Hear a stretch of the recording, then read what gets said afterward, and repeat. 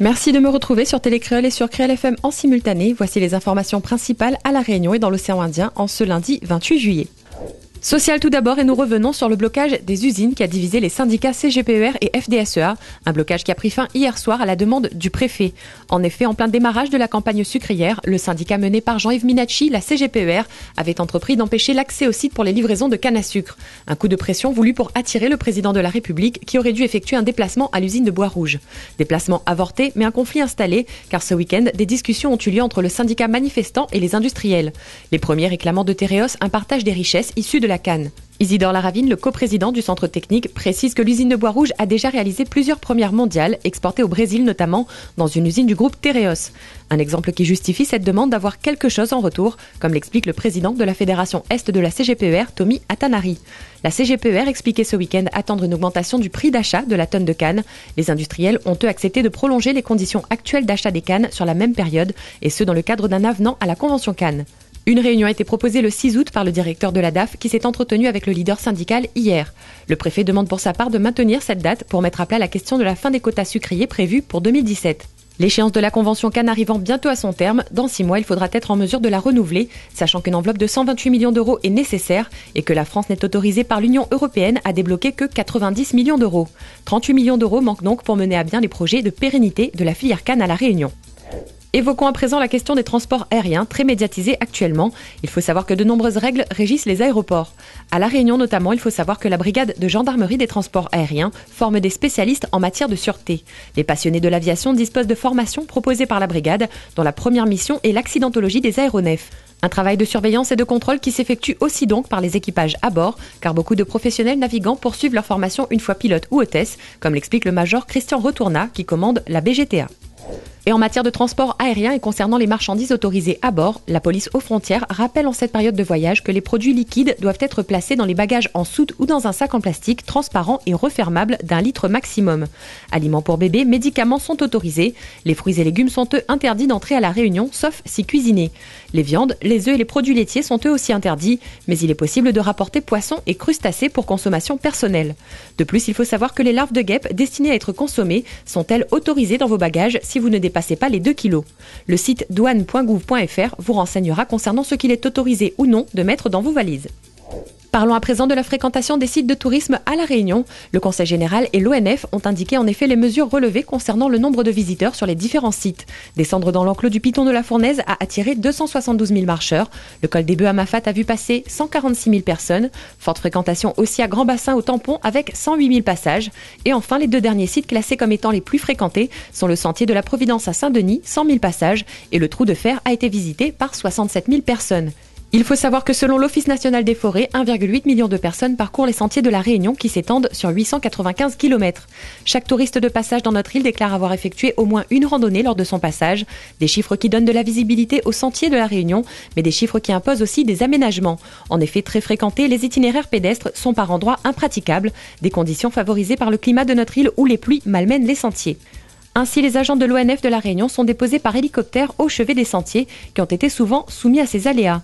Les agents de l'ONF sont donc à pied d'œuvre pour améliorer la qualité des sentiers et tout est pensé. Pour accéder au Piton des Neiges depuis le gîte de Bellouve, la boue ne sera plus un souci puisqu'une fois que les chantiers entamés l'année dernière seront terminés, des échelles métalliques, des marches et des patelages faciliteront la marche des randonneurs sur ce sentier Cap Anglais. Un itinéraire majeur qui bénéficie d'un financement du Conseil général soutenu par l'Europe pour un montant global de 1,5 million d'euros en investissement et 1 million d'euros en entretien. Prévu pour durer une bonne vingtaine d'années, les aménagements seront en effet régulièrement inspectés. Livraison de la tranche rénovée entre le gîte de Bellouve et le Piton des Neiges avant le départ du Grand Raid. Société à présent avec la vanille de l'entreprise de Saint-Philippe l'Escale Bleue qui a été labellisée patrimoine vivant. Spécialiste de la vanille dans le Sud sauvage depuis 1986, l'entreprise obtient là une reconnaissance à l'innovation suite à la création de la vanille bleue. Un long processus pour cette orchidée qui n'est commercialisée que depuis 1 an. La transformation de la vanille est un métier d'art comme le souligne la société qui appuie le savoir-faire en mêlant la tradition à l'innovation. Ce label Entreprise du patrimoine vivant récompense les sociétés emblématiques de leur territoire et attachées à la haute performance de leur métier et de leurs produits. On parle à présent de deux événements et tout d'abord, le Sud et l'Ouest étaient parés de rouge et de blanc pour célébrer les fêtes de Bayonne. Entamées depuis mercredi dernier, dans le Pays Basque, la Réunion a tenu à consacrer un week-end à la puissance basque. Beaucoup disent retrouver des similitudes entre nos deux cultures, en témoignent ces soirées dédiées. À l'Ermitage, la fête a battu son plein au Coco Beach. La mascotte biculture, le roi de Léon, a trôné toute la soirée, entouré d'une marée humaine venue faire la fête. Des images rapportées par Jean-Claude Darsoulan. Alors oui, les fêtes de Bayonne, les fêtes de Bayonne, normalement, on les fait à Bayonne. Mais là, quand on m'a parlé de faire les fêtes de Bayonne à l'île de la Réunion, je croyais que c'était quand même un leurre.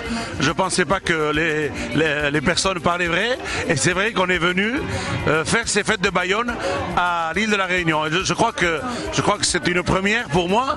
Et en tout cas, je crois que pour vous aussi, c'est pas trop vieux. Mais en tout cas, c'est un réel plaisir de retrouver cette ambiance, tout le monde en rouge et blanc ici, avec ce soleil qu'on n'a peut-être pas tout le temps au Pays Basque, mais là c'est vraiment un enchantement, quelque chose de formidable. En tout cas, j'en parlerai encore longtemps et j'espère revenir encore, passer un peu plus de temps et certainement faire encore les fêtes de Bayonne ici à cette belle île de la Réunion.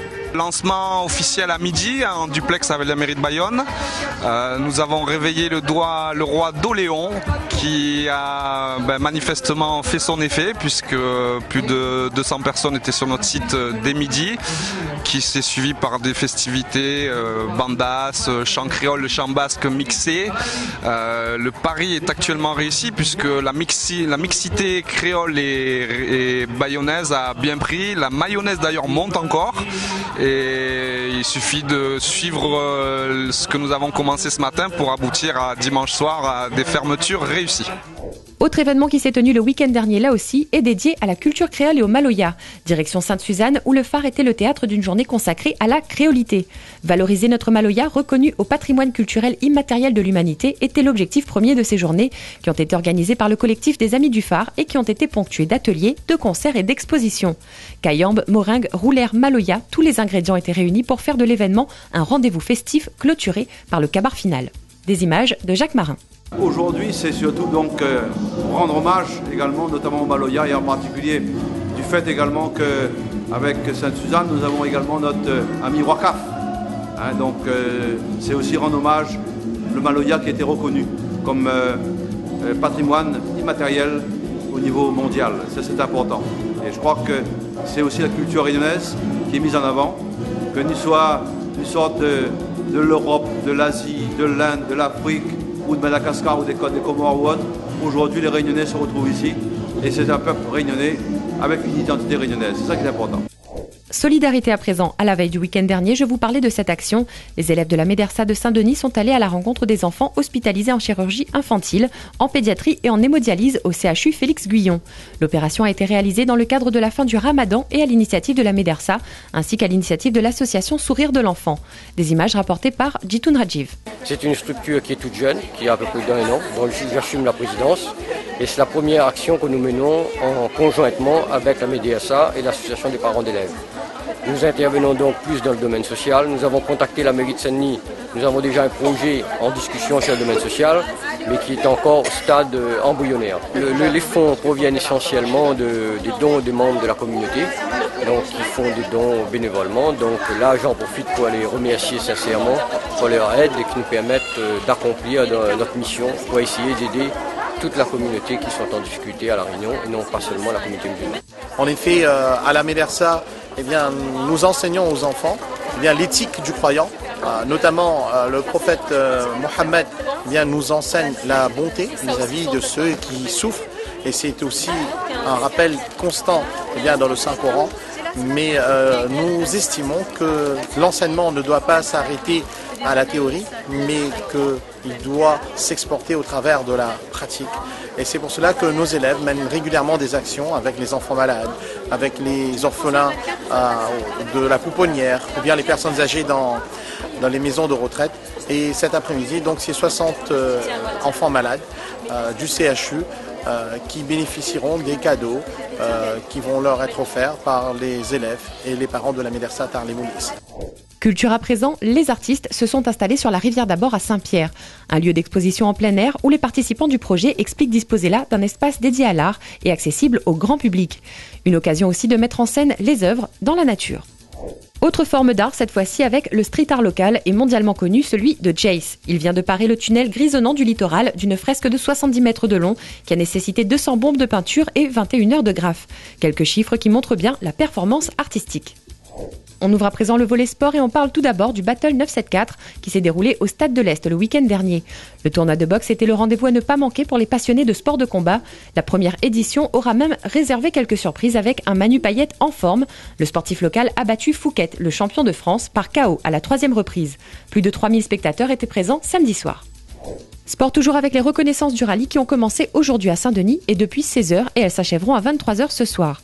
Les derniers repérages avant le tour auto permettent aux équipages de prendre les dernières notes sur le parcours, des notes qui permettent de grappiller aussi quelques secondes, voire dixièmes de seconde sur les étapes. Rendez-vous les 1er, 2 et 3 août prochains sur les routes. Dans l'océan Indien présent à Madagascar, tout d'abord, la superficie agricole de la Grande Île est sous-exploitée, ainsi que l'indiquent les responsables du plan d'action pour le développement rural. La sécurisation foncière était au cœur des débats, notamment sur la question des exploitations qui se déploient sur 3 millions d'hectares, alors que la possibilité d'exploitation peut atteindre 58 millions d'hectares. En raison du manque de moyens financiers, les terrains trop vastes sont délaissés au profit d'exploitations de petites parcelles. Il faut savoir qu'à l'heure actuelle, le secteur agricole représente à lui seul à Madagascar 45% du PNB et 27% du PIB.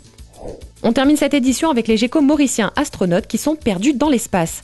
En effet, partis depuis Baïkonour le 19 juillet pour rejoindre le satellite biologique russe qui est en orbite autour de la Terre, les petits reptiliens de l'île Sœur ne pourront pas revenir sur la Terre en septembre comme prévu.